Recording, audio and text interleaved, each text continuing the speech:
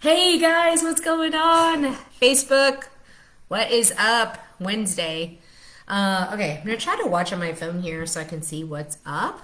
So, ooh, customize your dashboard in live. Okay, sounds like there's cool stuff new. If you haven't gone live in a second on Facebook, it looks like there's some new things.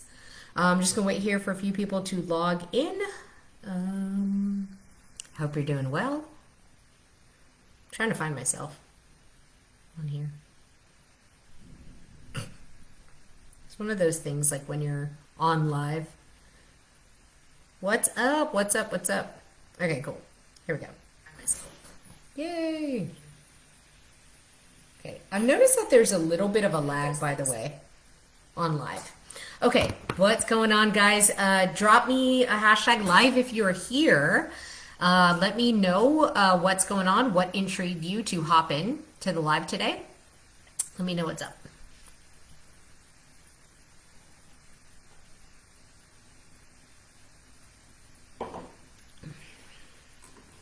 Waiting. Hey, Ryan, what's going on, buddy? Good to see you. All right. All right, cool. Okay, let me know if you guys are here. Say what's up. Oh, hey, Kemet, what's going on? Say what's up in the comments. Okay, so let's talk about client experience. So I've been looking at the trends because that's something that I'm really good at, seeing what the trends are in an industry, being able to understand how to get in front of these different trends. And having a great client experience, I'm noticing, is becoming an afterthought to developing a really profitable business, to be developing a really strong sales pipeline, to be making sure your marketing and content is on point. And the client experience looks like it's suffering in a lot of people's businesses. And when you look at this kind of new, I would say it's like 5 years of digital businesses, all completely online, everyone becoming coaches and consultants and all of these different roles that people are playing, where your relationship is 100% digital. So this really affects what the client experience can be. So let me know what kind of program you have. Are you here? Let me know with the hashtag live. But if you had seen my recent post on my personal page, I highly recommend you go watch it. It is all about asking the hard question, which is, what is the number one thing you do not like about group coaching? There's a really specific reason that I asked that question and I invited the feedback in. So that's step one. If you really want to know what your client experience is saying about the brand that you own, that you're nurturing, that you're creating, you have to ask the question. You have to be courageous enough to respond to what the answers are. And if you take only in what's good and say, well, afterward, that's not going to work. That's not going to enhance what the experience is. And so I would definitely recommend for you to go check out that personal post and look at all the comments and look at the variedness of the comments. So sure, there are some people who absolutely love group coaching. Hey, Brandon, what's going on? Life coaching. That's awesome. Brandon, tell me, are you in a one-on-one situation or are you doing group at the moment? So this is what that's kind of tying into some of that. So this post really got me thinking that this is a conversation that we need to be talking about. We need to be addressing what makes for a good client experience. And I've seen that there's so many coaching businesses online that say, you've got to scale. You've got to scale. I mean, you've got Sam Evans like shoving it down people's throat. Like, you can't do done for you. You can't do one-on-one. You won't be able to scale and all of this kind of stuff. And I've seen that it's very much focused on the business owner, which is fine because you're getting the coaching. But where is the aspect of balancing out what the actual client's experience is? And this is where things go a bit sour. So there are going to be some people who enjoy that experience. Maybe it's all they've known. Maybe they just thrive in a group environment. Maybe they're extroverted and so they enjoy seeing all those people. Maybe they're used to being vulnerable, so they will just speak out and speak up when they need help. But there is a lot more people that are kind of getting lost in what that experience looks like. And so what happens, and what I've seen, because my background, if you don't know, I did 15 years of corporate. I had 15 years of corporate career. So within that, I was working with like Fortune 500 companies all the time, looking at their organizations, psychology, how to get different teams in different silos to actually communicate with each other, to actually work with each other. And a lot of that relationship building, so we used to literally call it client relationships. And the same is true in the online world. So it's actually building a relationship with your client, which requires you to have touch points. Now, I'm not saying, so just to clarify, I'm not saying that it all has to be done one way, all one-to-one or all group. What I am saying is that depending on what your offer is, your avatar, and your price point, client experience needs to be going up linearly, proportionally, exactly with your price going up. So if you're pitching and if you're selling high ticket, the experience has to be a high ticket experience. It has to be something where the client experience wowed them. So one of the things that I touched upon in my group, in my life group that I have, was talking about brand differentiators. So right now the market's getting so loud. I don't know if anybody else is tired of it. I'm super tired of the long form value posts. I'm like, oh my God, I don't have time to read novels on novels on novels on what your one area of expertise is. And I think the market, you can see when it comes to organic marketing, is growing tired. They're growing wary of the whole value post, value post, value post, all these long form posts, and then pop into your DMs. Everyone's getting really savvy that this is like a setup now to, hey, what's the pitch going to be? When is it coming? When is it coming? Which is actually turning off your market. So like any business, upon the dawn of time, pivoting is essential. And in my opinion, my expert opinion, because again, like I said earlier in the live, being able to see the trends as being a formal commercial interior designer is something I'm amazing at. Just have a knack for it. And I can see the trend that the way organic marketing is being taught at the current moment in time is about to peter out. And people are losing interest and they're not clicking the bait. They're not catching the bait. They might take your 2-step and watch it, but they're not getting on a call with you. So how many of you guys have been in that situation where you think you're putting out good content, you're getting a ton of comments, but that doesn't result in anything after? It doesn't actually result into a messenger conversation that like it's supposed to. You're supposed to create wild and yeah, Avery. Hey, what's up, man? Thank you for being honest, Avery. I appreciate that, guys. That means a lot. Love hearing that. So it's totally normal, Avery. Anybody who says it's not them is running paid ads. Like that's 100% it. Or their level and margin of what they're willing to accept is way lower. So you do all of these things and then you're supposed to get people into DM and then you're supposed to be talking and having this rapport build and then authority building and then boom, they're on a call. What happened is that people got too savvy to what that kind of organic funnel looked like.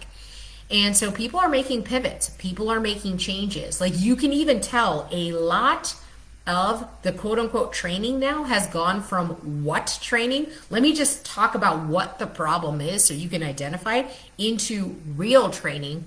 What's the how? What are some steps you can actually take so that you can move forward in what your business is? And this is all tied back to what the market is saying.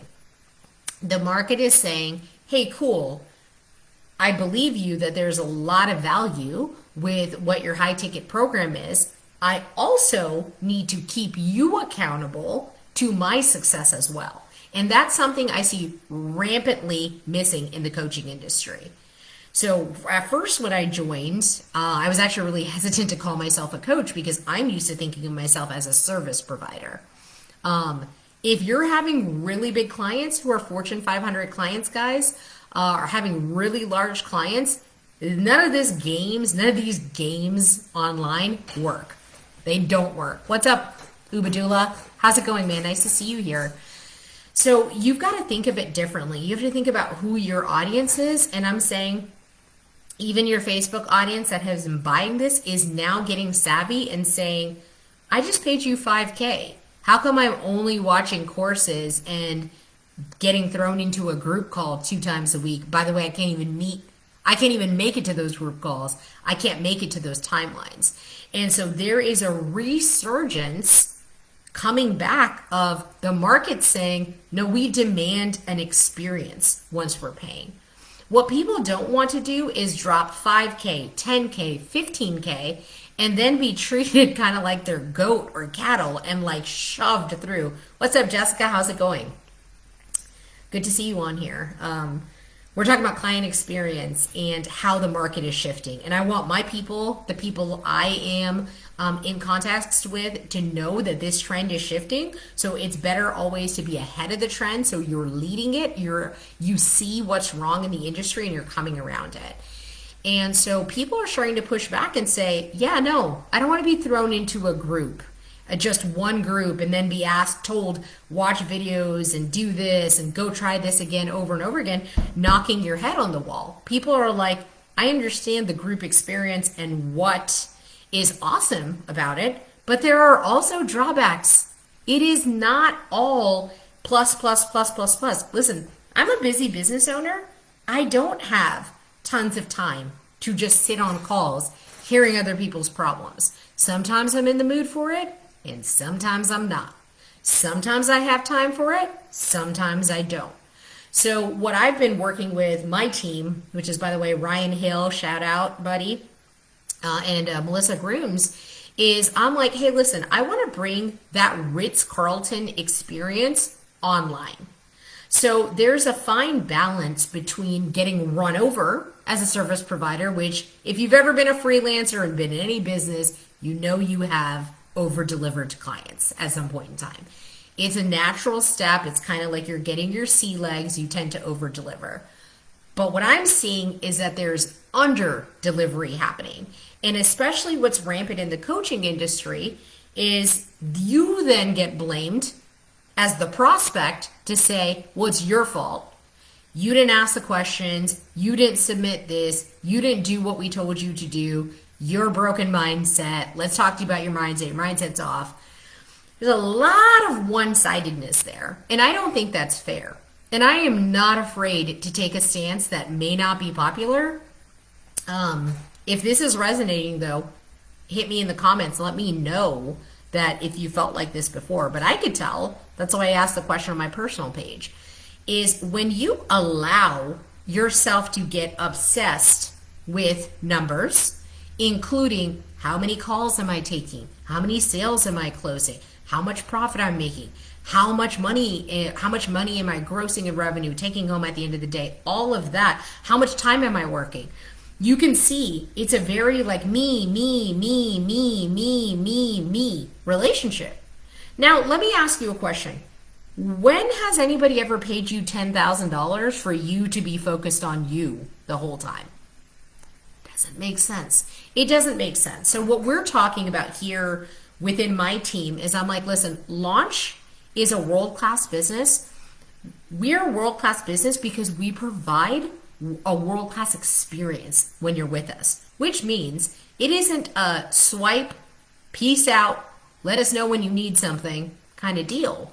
It's getting in front of people. It's also holding ourselves accountable. I still take all of our sales calls. Ryan hooks me up. He's vetting our people. He's doing all of that. I take every one of our sales calls, which means when I was on that call and that person asked for something, it is recorded. I know what we talked about. I know what the promises that were exchanged were. If something is offline with expectations, and it can happen. Sometimes it can happen, like they said something, I said something, we forgot, whatever. but it's about getting back in line with what that experience looks like. So if you think about the Ritz-Carlton experience is that you come into that hotel and you literally feel like everyone there is there to serve you. There's a concierge, not a front desk. They do little details, surprise and delight is what they've dubbed it. But the hotel industry has been amazing at setting what an experience looks like. And I'll tell you why, because they had to compete for it. They absolutely had to compete to get the attention of who their patrons were. So all of this changed. So compare your hotel experience, pretend, I don't care if it's a Holiday Inn, guys. Even Holiday Inn has like ramped up their experience, to be quite honest with you. They got the free breakfast kick in. You got some Wi-Fi. Like there's a song about the Holiday Inn, that the rapper did, and chilling at the Holiday Inn. Bringing back my club days. It's been a while, guys. I'm trying to have some fun. Having 2 kids is kind of hard running this business. So back in the, so Holiday Inn, it literally, they had that song, that rap song, and people started booking with them because it's like everybody remembered Holiday Inn. But that wasn't just it. Holiday Inn changed their designs to not look low end. They said, you know what? The Marriott charges you for breakfast. We don't. We'll give you a hot breakfast. It's not even a continental one, for free. Do you know the first people who started giving free Wi-Fi? It wasn't the Ritz. It wasn't the Ritz. I don't know if the Ritz did or not, but it wasn't your higher end. It wasn't like your Hyatts and Marriotts and all that other, stuff. It wasn't those people. It was actually like Microtel, which I used to work for, by the way back in the day, and Holiday Inn and Motel 6. It was all those people who started it first. So now when you go to a hotel, they're like, and it's a high-end hotel, they say, yeah. Here's the Wi-Fi passcode. Before they used to charge you $20 for it. So this is what I mean when I'm saying, that you've got to be able and you've got to be willing to hear what your clients are saying about what the experience is. So a lot of people that I coach, one of the things that they will go through in my program is called a CSR. So I invite you to start doing this now. It's called a CSR. I named it that. 4 seasons. Thank you, Khadija. You got to tell me how to say her name. Yeah, I couldn't even remember a high-end hotel. Probably because I haven't been anywhere in long enough, apparently. So I just totally blanked on what that looks like. I've just been at home. Home is my hotel.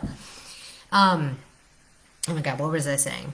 Oh yeah, CSRs, client success reviews, is what I call them. So every client who goes through our program, whether it's a front end or our main offer, which is Brandfluencer, which is our branding core offer, whichever program they go through with us, they're going to have a 30-minute client success review that is literally, it's not set up to be an upsell call or a back-end call. That's not how it's set up. It is literally set up to invite feedback from what that client said so that we can document down in 12 questions that we've already pre-populated what their feedback was and how we can improve. And what I've seen is that in a lot of the coaching programs, there's a call, but it's more to check in on you, which is fine. Milestone kind of call. Check in on you. What is your progress? How is it going? What are your next steps? Where are the gaps? And then it's boom and upsell. But it isn't an open dialogue conversation where you can finally give your feedback to the coach, to the person who is held responsible to you so that you can hold them accountable. Here's what my actual experience was. Here's a couple things I think you could work on. There is a reason that isn't a part of a lot of people's program because they don't want to hear it. They would rather have you shush and go away. And listen, the Ritz-Carlton did not get its reputation by only paying attention to like 60, 70% of the people and ignoring the 20 or 30 who didn't have a good experience. Here's what happens when you go to a fancy restaurant. I feel like I got to get off the Ritz for a second. Go to a fancy restaurant, your steak is undercooked. What happens? New steak comes out and they'll actually even void it off of your ticket for it being a bad experience. It's not like you didn't just waste 2 of their steaks. You sure did. But was it your fault or was it their fault? Because you came to that restaurant with an experience in mind. And here's the coolest thing about fine dining and like restaurants that really care about their reputation. They don't even care whose fault it is. You might have said, I want medium, and then it comes out as medium and you're like, no, I really want well done, but you just don't know what those words mean. They'll just pretend like you didn't make an error and go fix it. I'm not saying it has to be that rigid or like the customer is always right scenario. I think that's one extreme too. But I think you cannot forget who is paying who for services. So a client is paying you to have services done, value received, but also they're paying you for an experience. And I'm telling you, if you say you're a coach and you don't make that person feel like they are looked after, cared about, checked in with, that you actually know them and their story and their specific things, it does feel like it's just a cash exchange. In which case, your coaching business then becomes a Motel 6 and you are a commodity. I'm going to say that again. When you don't do the extra touches, which I call high touch experiences, when you don't do that, when you don't do surprise and delight, when you don't have a team member dedicated to client experience who's obsessed with it, who's following your people, who's willing to hear the things that you may not want to hear, you've dubbed yourself down to a commodity, like a Motel 6. And so then you will experience a lot of people shopping you around. Let me read some comments here. Brandon is saying resonating, Jessica saying resonating. Yeah, this is the ugly truth of high ticket coaching. And I want to talk about it because, hey, guess what, guys? There's a way around it. It doesn't mean that high ticket coaching is bad or we shouldn't be doing it. I do it. I'm going to stay here. I love this space.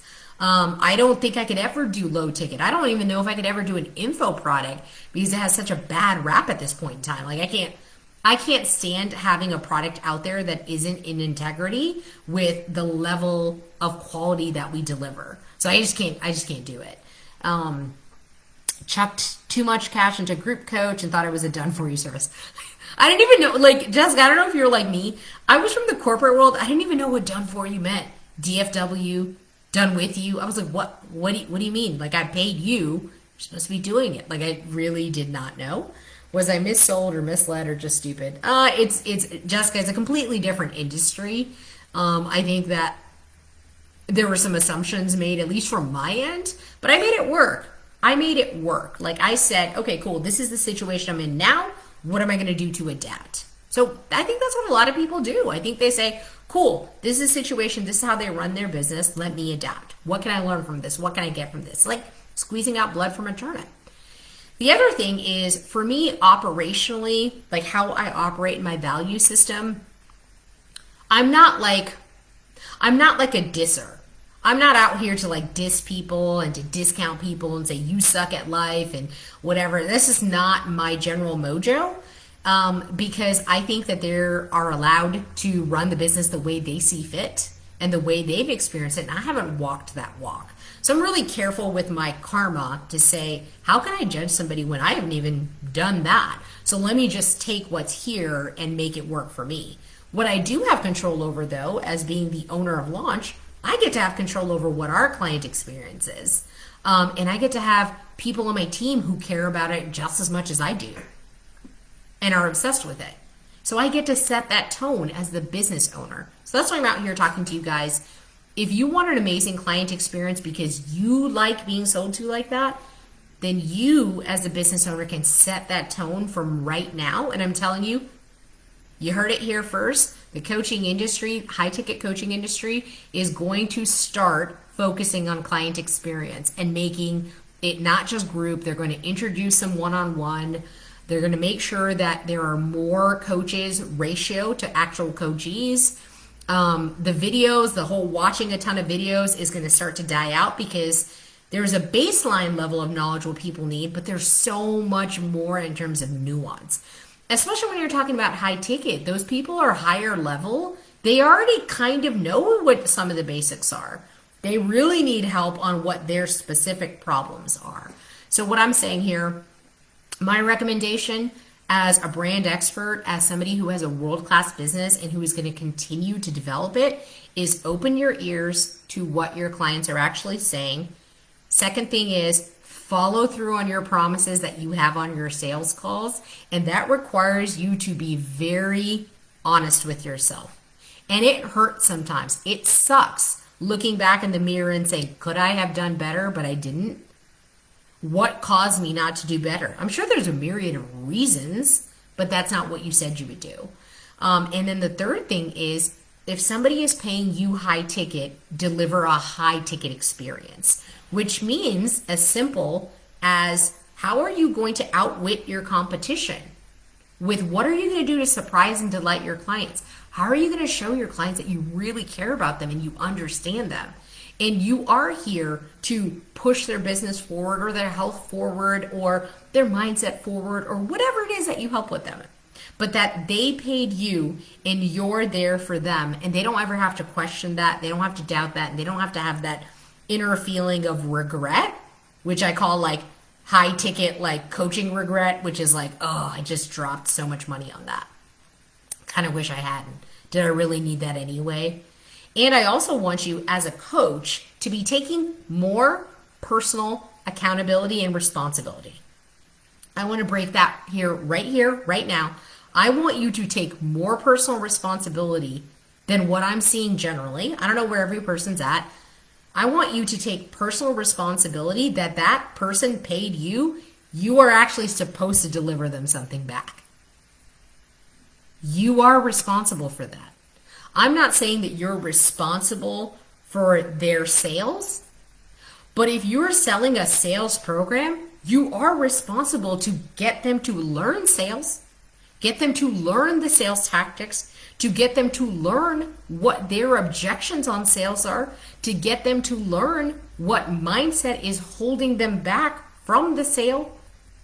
That is your obligation. It is your accountability. I don't care what the contract says. So respect people in the fact that not everyone will blow your butt up to say, give me a refund. I can't stand you. I'm going to drop you a 1-star review. Not everyone's like that. Not everyone plays dirty like that. But if you are consistently over delivering to a degree, now I can tell you what, I was on the other end of over delivering where I was getting exhausting and getting bitter. Don't do that. Don't over deliver to the point where you're pissed about it at the end. Don't do that. That's actually a validation issue within. But do get to the point where you are treating other people like you would want to be treated. And one of the things I've been talking to people about right now in my prospects, on my strategy sessions, on my sales calls, is when I get hesitance from them on investing, I just get curious about it and whatever. And I make it really clear. I'm like, hey, we're not here to get you pushed into doing something you don't want to do. Like, let's just be really clear. Like, we're not here. This isn't really a sales call. This is a, can we understand each other? Are we the right fit? Does this make sense for you? Does this make sense for your investments? This is here to figure it out. I go, so I'm not actually here to sell you. I'm here to understand what your problems are and shed some light on some things. But if you're having hesitance, I respect that. I respect the fact that your cash flow might be tight at this point in time. You do understand that the investment might result in more cash flow, but honestly, I'm a business owner. It's a chicken and egg situation sometimes. Sometimes you can't. Sometimes you can't do the egg first and wait for the chicken. Sometimes you got to have the chicken first, you know? You just have to. And so respecting where people are at is really creating a lot more trust with them, meaning client experience starts from the call. It starts from when you're posting content. It starts from when you're in Messenger. So let's get out of this me. I can help you. I've got the best program in the world. It's like, come on. That's not really true. Like, you might have a great program, but is your great program the right fit for that person at the right time? And are you guys a good fit? Are you guys a good fit culturally? Here's the crap nobody wants to talk about. Nobody wants to talk about, like, hey, you might be the perfect fit for my program, but I don't think energetically or core values wise we seem to align at all. Not going to work. This is where branding comes into play. How are you supposed to be able to assess if your client is a great fit to you if you don't know what your own core values are? Mic drop. No, it's because you know why people don't do this? You know why? It's more convenient. It is more convenient for me to blame my client, blame my prospect, and my favorite, my personal favorite, blame the market. It's the market fault. The market doesn't know. My avatar, it's their problem. It's COVID. Oh crap, we had snow in Houston. It's Houston's fault. And you're in Portland. No, come on, guys. That's not how you do business. Business is not for everyone. I'm going to be honest with you. It is not. If you're in your first couple years of business, it's okay if it's not for you. You can tap out. That's okay. I've had SSs with people and I'm questioning in my mind, is this really a business problem or is this an identity issue where this person really is not meant to be an entrepreneur because the road is going to get harder before it gets easier. And after it gets easier, it gets even harder again. And then it gets a little bit easier. But you start acclimating to the temperature. You start to say, oh, okay, the water's hot, the water's hot. You just start acclimating. The road is not easy. Nobody's road is easy. There might be some hacks, there might be some strategies, there might be some things, lots of things on the market out there that work, that help ease the journey, but they don't fix it. The journey is still the journey. It is long, it is arduous. Yeah. It's like climbing Mount Everest, which I'm, by the way, not at all interested to do. But it's a really good analogy. I feel like it hits home for a lot of people. Climbing Mount Everest, I don't care how rich you are and how many people, Sherpas you pay to carry your stuff up, it is still difficult. That's exactly what this is. You can have the primo, extreme Everest trip, and it still is going to be arduous and require your skin in the game. So think of it that way. That's business. But okay, so let's see. 4 Seasons. Yeah, okay, yeah. Chris Livingston, what is up? Fall in love with your customer, not your product. Exactly. And Chris, I love that you said that. That is so, it's easy to say, it's easy to remember. It's really hard to practice. It's really, really hard to practice. It's like when you're supposed to be like positively reinforcing your kids, except for they like just dumped a whole bowl of cereal onto your rug. You're like, positive reinforcement. But at that point in time, you're just mad. You're just upset. You're mad. You're thinking about your rug. You're like screaming. Like you're not acting cool anymore. Same thing. So falling in love with your client and then staying in love with your client. Love your point about setting standards for your client experience. Yes. Ubadullah, strongly attending to the nuances of your client's needs is what makes you stand out. Exactly. That's what it comes down to, is what I'm seeing with my clients, which, by the way, at launch, we do hybrid.